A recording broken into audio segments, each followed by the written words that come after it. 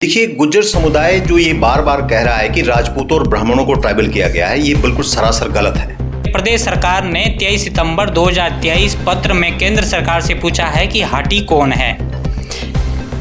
देखिए, ये प्रश्न सरकार का बहुत ही दुर्भाग्यपूर्ण है। हाटी कौन है, ये प्रश्न हिमाचल सरकार नहीं उठा सकती। देखिए, ये स्पष्ट है कि वो रिपोर्ट निरस्त होने का कारण ही ये रहा है कि उसमें राजपूत और ब्राह्मणों को मेंशन किया गया।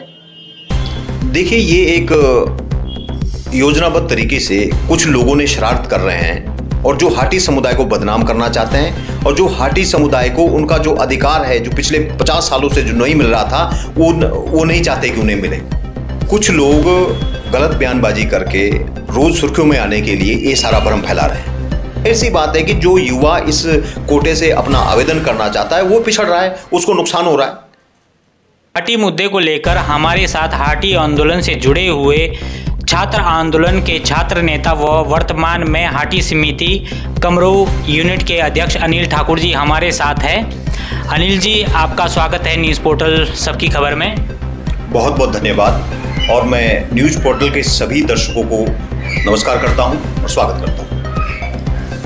अनिल ठाकुर जी, पहला सवाल रहेगा आपसे मेरा, अभी एसटी कानून से गिरिपार क्षेत्र ट्राइब हुआ है या समुदाय हुआ है, इस बारे में आप क्या कहते हैं? आपने बहुत महत्वपूर्ण सवाल उठाया है और आज लोगों के बीच में बड़ा कन्फ्यूजन बना हुआ है कि भाई केंद्र सरकार ने हमें जनजातीय क्षेत्र दिया है या समुदाय दिया है। मैं ये इसमें बड़ा स्पष्ट बताना चाहता हूँ कि अभी जो गिरिपार की 154 पंचायतों के अंदर रहने वाला जो हाटी है उसे अभी जनजातीय अधिकार मिला है, वह समुदाय अभी जनजातीय हुआ है। अभी क्षेत्र का विषय दूसरा है। क्षेत्र के लिए जब एक बार हमारा हाटी समुदाय का इम्प्लीमेंटेशन हो जाएगा, हाटी समुदाय को प्रमाण पत्र मिलने जारी हो जाएंगे, उसके बाद जो डेमोग्राफी सरकार के पास नई आएगी, एक नई जनगणना आएगी और उसमें जब ये देखा जाएगा कि गिरिपार के अंदर कितना प्रतिशत समुदाय हाटी समुदाय का है, उसके बाद हमारा फिर से केंद्र सरकार को फाइल जाएगी और क्षेत्र की मांग उठाई जाएगी। और ये जिम्मेदारी अब वर्तमान सरकार पे आ गई है और इस समय अगर वर्तमान सरकार इस मुद्दे को गंभीरता से लेती है तो हमारे क्षेत्र को बहुत बड़ा लाभ होने वाला है। पूरा गिरिपार क्षेत्र जो ट्राइबल होने वाला है। गुज्जर समुदाय के आरोप लगा रहे हैं कि जयराम सरकार ने गिरिपार के राजपूत और ब्राह्मणों के पक्ष में गलत रिपोर्ट बना के जो है एसटी करवाया है, ये मानते हैं? देखिए, गुज्जर समुदाय जो ये बार बार कह रहा है कि राजपूतों और ब्राह्मणों को ट्राइबल किया गया है, ये बिल्कुल सरासर गलत है। गिरिपार के अंदर ना कोई राजपूत रहता है ना कोई ब्राह्मण रहता है। ये भ्रम कहाँ से फैला, इस बारे में मैं स्पष्ट करना चाहता हूँ कि 1955 में राजस्व विभाग ने एक अधिसूचना जारी करी। उसमें लिखा गया कि जो गिरिपार के अंदर कनेत रहते हैं, भाट रहते हैं, उनको बदल करके राजपूत और ब्राह्मण कर दिया जाए। और 1955 से गिरिपार के सभी लोगों के शजरा जो नस्ब बनता है, जिससे वंशावली बनती है राजस्व विभाग में, उसके अंदर राजपूत और ब्राह्मण शब्द दर्ज हो गया। इसी गलती के कारण आज तक 55 से लेकर 2022 तक हमें यह नुकसान होता रहा। और जब इस बात को जयराम सरकार के समय में उठाया गया और इसको सरकार के सामने ध्यान में लाया गया तो जयराम सरकार ने इस बात को स्वागत किया, इसे रिपोर्ट में मेंशन किया और इस गलती को हटा करके वहाँ पर ब्राह्मण और राजपूत को हटा करके कनेत, खशकनेत और भाट शब्द लिखा गया। इसीलिए आरजीआई ने इसको एक्सेप्ट किया और आज यही परिणाम है कि आज हमको जो है भारत की संसद ने जनजातीय दर्जा दिया है। सरकार ने 23 सितंबर 2023 पत्र में केंद्र सरकार से पूछा है कि हाटी कौन है। देखिए, ये प्रश्न सरकार का बहुत ही दुखद है, दुर्भाग्यपूर्ण है। हाटी कौन है, ये प्रश्न हिमाचल सरकार नहीं उठा सकती, क्योंकि 2005 में जब हिमाचल सरकार ने 1992 के बाद दोबारा पहली रिपोर्ट बनाई और उस रिपोर्ट को केंद्र को भेजा तो वहाँ पर वही गलती हुई थी जो 1955 की अधिसूचना से हुई। उसमें यह मेंशन किया गया कि राजपूत और ब्राह्मणों को ट्राइबल किया जाए, इसलिए उस पर ऑब्जेक्शन लगे और उसे निरस्त किया गया। ठीक 2016 में जब प्रोफेसर अपर्णा नेगी जो डायरेक्टर ट्राइबल स्टडीज़ के थे, उन्होंने जब 2016 में अपनी रिपोर्ट सबमिट की, उन्होंने भी वही उसमें गलती दोहरा दी और फिर से रजिस्ट्रार जनरल ऑफ इंडिया ने आपत्ति लगाई कि राजपूत और ब्राह्मणों को ट्राइबल नहीं दिया जा सकता और ये बात ठीक भी थी।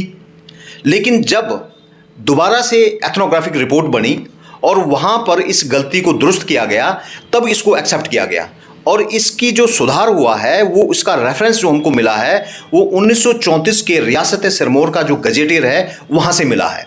उस गजेटियर में स्पष्ट लिखा गया है कि गिरिपार के जो लोग हैं वो खशकनेत है, भाट है, वो राजपूत और ब्राह्मण नहीं है, उनका राजपूत और ब्राह्मणों से कोई संबंध नहीं है। और इसी बात को जब सरकार के ध्यान में लाया गया तब सरकार ने हमारी बात को माना और इसको रिपोर्ट में डाला, और इसलिए आज इसी का परिणाम है कि हमें आज जो है ट्राइबल स्टेटस मिला है। क्योंकि राजपूत और ब्राह्मणों को कभी ट्राइबल हो नहीं सकते, ना वो कभी बन सकते हैं। दलित समुदाय अपनी याचिका में यह आरोप लगा रहे हैं कि गिरिपार को एसटी बनाकर संविधान के प्रावधानों की अवहेलना की गई है। इस बात को लेकर जो है वह हाईकोर्ट भी गए हैं। आपका इस बारे में क्या कहना है? देखिए, ये एक योजनाबद्ध तरीके से कुछ लोगों ने शरारत कर रहे हैं और जो हाटी समुदाय को बदनाम करना चाहते हैं, और जो हाटी समुदाय को उनका जो अधिकार है जो पिछले 50 सालों से जो नहीं मिल रहा था वो नहीं चाहते कि उन्हें मिले। मैं ये आपके माध्यम से ये भी पूछना चाहूँगा इन सभी लोगों से कि जब हिमाचल सरकार ने इस रिपोर्ट को बनाया, हाटी समुदाय की रिपोर्ट तैयार की, तब किसी भी व्यक्ति ने ऑब्जेक्शन नहीं किया, चाहे वो पंचायत का प्रतिनिधि था, चाहे सांसद था, चाहे विधायक था। और उसके बाद ये केंद्र की सरकार को कैबिनेट में जाता है, वहाँ भी किसी व्यक्ति ने इसको नहीं उठाया। और उसके बाद जब इसको संसद में रखा गया, संसद में पूरे देश के ओबीसी समाज के प्रतिनिधि भी है, एससी समाज के प्रतिनिधि भी है और सामान्य समाज के प्रतिनिधि, किसी भी प्रतिनिधि ने इस पे आपत्ति नहीं की, बल्कि इसको सर्वसम्मति से ध्वनि मत से पारित किया गया है हाटी समुदाय के बिल को। और ध्वनि मत से ये बात कहेगी, बल्कि इसमें तो जो आज लीडर ऑफ ऑपोजिशन है पार्लियामेंट के अंदर या कांग्रेस के जो राष्ट्रीय अध्यक्ष है, उन्होंने भी वहाँ स्पष्ट कहा कि हम हाटी बिल का समर्थन करते हैं। तो इसलिए जब इसमें सभी दलों के नेताओं ने समर्थन किया है तो कुछ लोग समिति बना करके जो हाईकोर्ट गए हैं वो भ्रम फैला रहे हैं, क्योंकि वो खुद अपनी याचिका में कह रहे हैं कि भाई संविधान की अवहेलना हुई है। तो ये बताएं कि किस प्रक्रिया से अवहेलना हुई है। जब इसमें लंबी प्रक्रिया हुई है, साल से भी अधिक समय लगा है कैबिनेट में जाने के बाद, संसद में जाने के बाद, राष्ट्रपति से आने में, क्या उस बीच में इन्होंने कहीं भी आपत्ति नहीं की? तो इस तरह का जो भ्रामक बात करना, वो मैं नहीं समझता कि उच्च न्यायालय इसमें जो है इनके पक्ष में कोई निर्णय देंगे।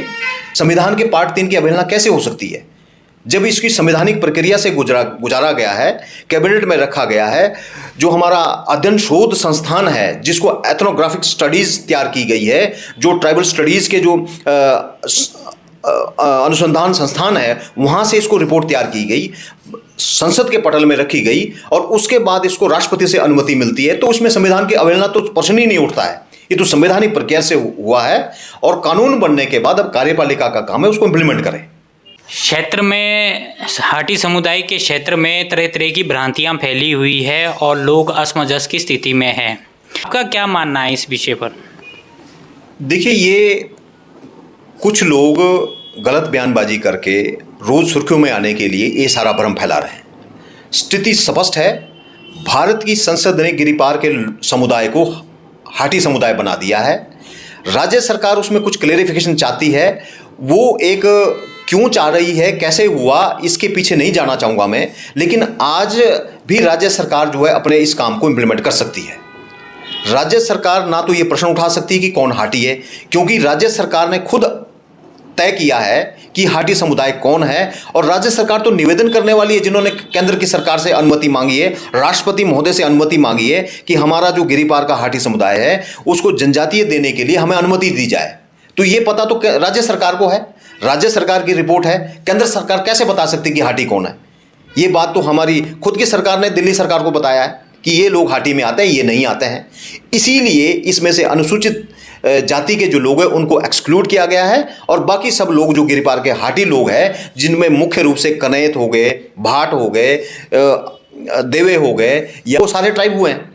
ऐसे जो है हाटी मुद्दा सॉल्व नहीं हो रहा है, लेकिन इसमें सबसे बड़ी हानि किसकी हो रही है? कि इसमें जो युवा है, जो हाटी समुदाय का युवा है, जिसको 4 सितंबर 2023 को 4 अगस्त को जो हाटी जनजाति हो चुका है, उसको जब ये सर्टिफिकेट नहीं मिलेगा तो जो लाभ उसको मिलना चाहिए वो नहीं मिल रहा है। तो जाहिर सी बात है कि जो युवा इस कोटे से अपना आवेदन करना चाहता है वो पिछड़ रहा है, उसको नुकसान हो रहा है। तो इसलिए सरकार को इस बात को गंभीरता से लेना चाहिए कि हमारी जो युवा शक्ति है वो गलत मार्ग ना जाए और वो भ्रम में ना रहे, उनको जो उनका अधिकार है वो दे दिया जाए समय पे। हाटी मुद्दा जो है कैसे सॉल्व हो सकता है, इस राज में हो सकता है? ये जो हाटी मुद्दा है ये सॉल्व प्रश्न ये नहीं कि सॉल्व कैसे होगा, प्रश्न अब ये कि कैसे लागू कैसे हो, सरकार इसको कैसे लागू करे। मैं मानता हूं कि सरकार अगर अपनी मन बना ले और इस जो भी स्पष्टीकरण का चाहती है, सरकार को शक्तियां केंद्र के पास भी जा सकती है, केंद्र के अधिकारियों से बात हो सकती है और जो कुछ भी ऐसा लगता है कन्फ्यूजन है वो दूर करें और उसको तत्काल लागू करें। सरकार को लोगों ने जनादेश दिया है, चुन के बनाया है, ये सरकार कर सकती है, ये सक्षम सरकार है और नियमानुसार भी, संविधान के अनुसार भी कार्यपालिका को कानून को लागू करना होता है। जो विधान पालिका ने बनाया है उसे कार्यपालिका ने लागू करना है और न्यायालय उसका संरक्षक है। अगर उस कानून का पालन नहीं हो रहा है तो न्यायालय भी इस बात का सुमोटो संज्ञान ले सकता है। तो मैं समझता हूं कि सरकार को गंभीर होना चाहिए और स्वयं इसकी जो भी कुछ खामियां हैं, जो सरकार को लगता है स्पष्टीकरण है, वो स्वयं जाकर के दिल्ली जाकर के ले और उसके बाद उसको तत्काल लोगों को उसको लागू करें। बहुत बहुत धन्यवाद जी आपका। धन्यवाद।